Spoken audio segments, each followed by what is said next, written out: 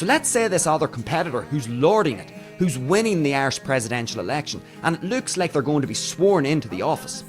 Let's imagine that particular individual who's winning comfortably has a really big skeleton, a big dirty skeleton in their closet.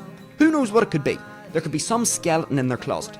I would argue that you're far more likely to have meals when they are competing against one another to find whatever strategy possible, even if they are losing and even if it looks like all hope is lost, to try and pull some sort of a ace in the hole out of their pocket and perhaps undermine the credibility of the person who is comfortably leading. Because who knows?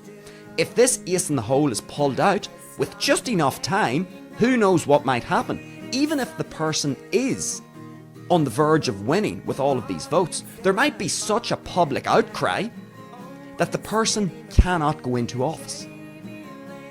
Who knows? So what I'm trying to say here is, males are inherently, I think, more competitive than females on average. Females are competitive.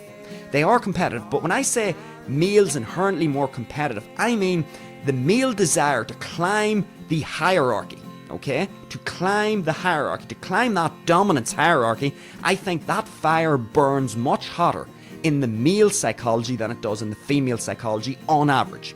And as a result, in a circumstance like this, where you have two people, essentially, just two people competing for one presidential role, I would argue that two males, if they were competing, even if one of the males looks, by all accounts, out of the race, I still think, on average, the male psychology would say, all hope is not lost. Perhaps I can undermine the credibility of this person who's whipping my ass on the votes, but if I can undermine the credibility sufficiently, even with very little time left before the official announcement is made, perhaps